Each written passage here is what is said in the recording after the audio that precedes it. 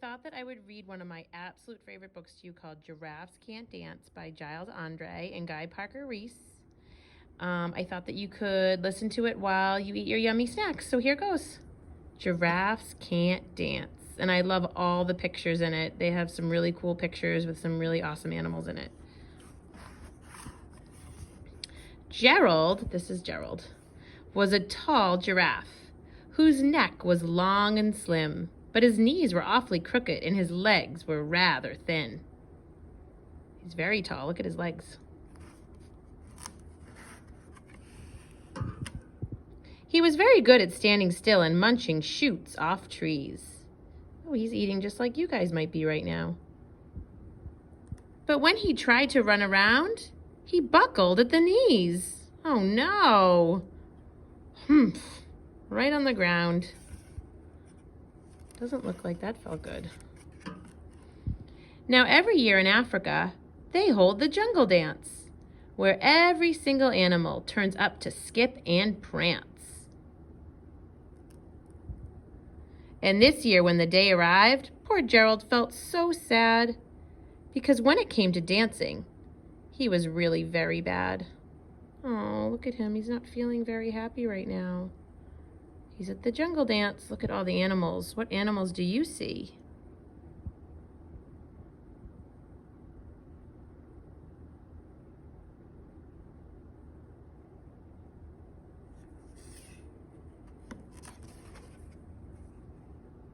The warthogs started waltzing, and the rhinos rock and rolled.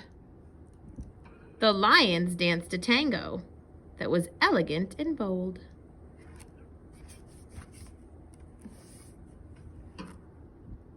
The chimps all did a cha-cha with a very Latin feel. And the 8 baboons then teamed up for a splendid Scottish reel. They look like they're having fun. Gerald swallowed bravely as he walked toward the floor. But the lions saw him coming and they soon began to roar. Can you guys roar real loudly?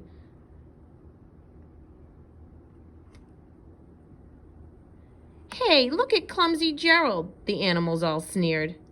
Giraffes can't dance, you silly fool. Oh, Gerald, you're so weird. Oh, that's not nice at all. They're all making fun of him. That's not kind. Oh, how do you think that makes Gerald feel? Gerald simply froze up. He was rooted to the spot. They're right, he thought. I'm useless. Oh, I feel like such a clot. So he crept off from the dance floor and he started walking home. He'd never felt so sad before. So sad and all alone. There he is, walking all by himself. That was not nice at all, those animals. Then he found a little clearing and he looked up at the sky. The moon can be so beautiful, he whispered with a sigh. Excuse me, coughed a cricket, who'd seen Gerald earlier on. But sometimes when you're different, you just need a different song. So the cricket's talking to him, making him feel better.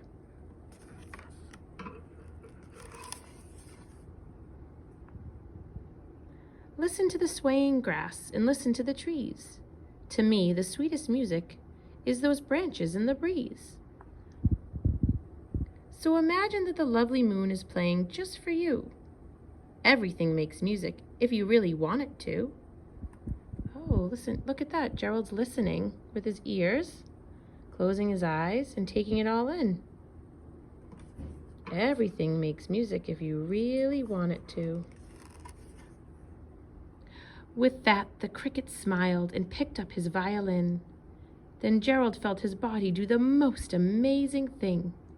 His hooves had started shuffling, making circles on the ground. His neck was gently swaying and his tail was swishing round. What's he starting to do?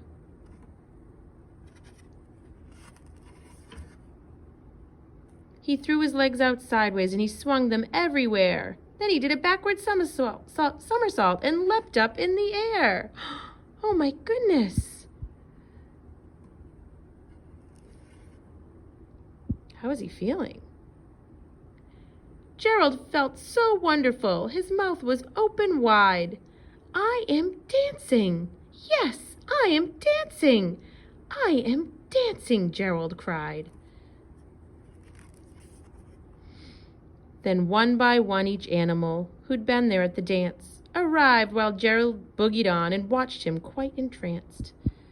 They shouted, "It's a miracle! We must be in a dream! Gerald's the best dancer that we have ever seen! Look at him go!" Now they're all cheering him on.